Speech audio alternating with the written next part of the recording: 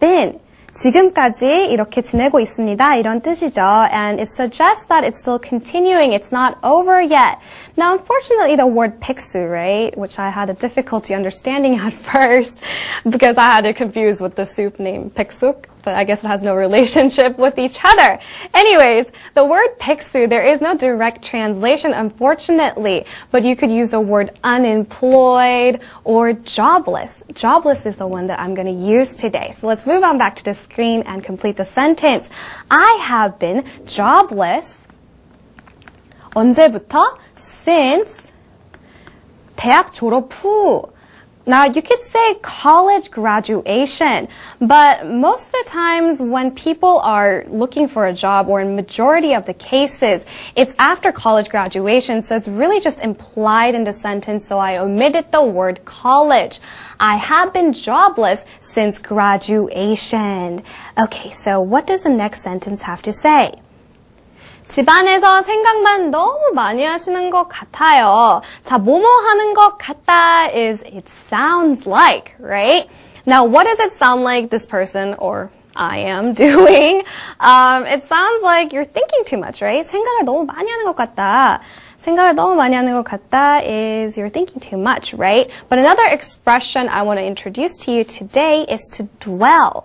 Dwell in your thoughts. It sounds like who is? You are just dwelling, not in, but dwelling on. Dwelling on your thoughts. Now, to dwell means to think, speak, or write at the length about, especially when it's related to unhappiness and anxiety. So, thoughts, many thoughts. So, it sounds like you're just dwelling on your thoughts. 어디서? At home. So, altogether, the sentence says, it sounds like you're just dwelling on your thoughts at home. Now, continue on. 한번 자신의 미래에 대한 생각을 글로 정리해 보면 어떨까요? Now, this is a strategy that I use all the time to write out something, to write how you feel or how you think is very crucial in organizing your thoughts. Now, 한번 자신의 미래에 대해서. 미래 is your future, right? So you want to say 어떨까요, right? So you start out the sentence with how about? How about? 이렇게 하면 어떨까요? 글로 정리해 보는 것. 정리하다 is organizing. Organizing. How about organizing? What are you organizing? Those thoughts. We've already established that this is what we're talking about, so you don't have to continue to say what you're really thinking about. But in this case, we're going to continue on. Those thoughts about 무슨 생각? 당신의 미래에 대한 생각. Your future. Your future. Into what? 글. 글 is writing, right? But another way to say writing is written words. Written words, or you could use the word writing at the end of the sentence as well. So altogether, oops, it's a question mark. It's a question, right? How about organizing those thoughts about your future into written words? I think that's a really good suggestion, actually. Now, moving on to what the response is saying. 정말 하고 싶은 일은 영화 쪽 일입니다. 정말 하고 싶은 일. A job that I would really love to have is in relations to film.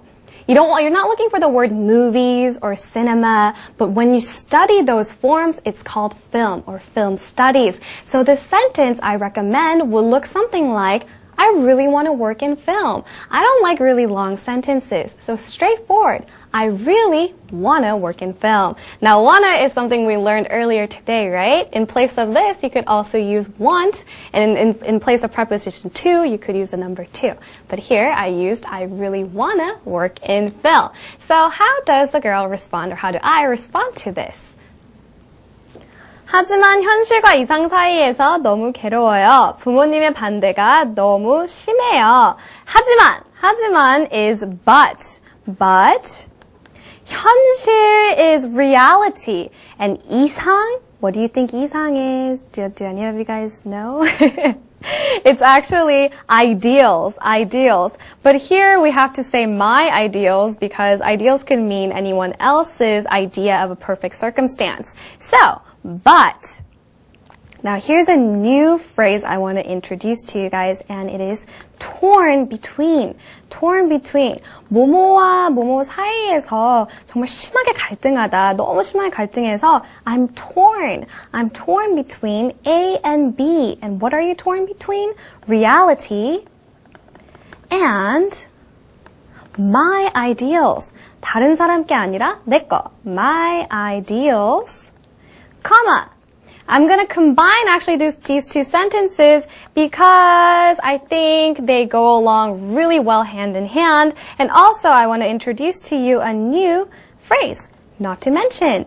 And it means 뭐뭐는 말할 것도 없이 이런 뜻인데요. Not to mention, of course you have to finish off the sentence with an entire clause.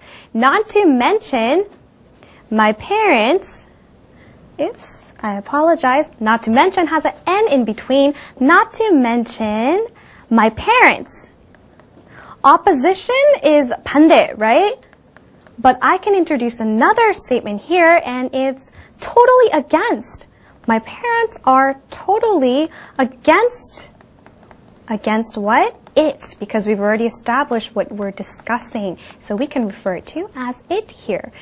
Totally against has the same meaning as being opposed to something. So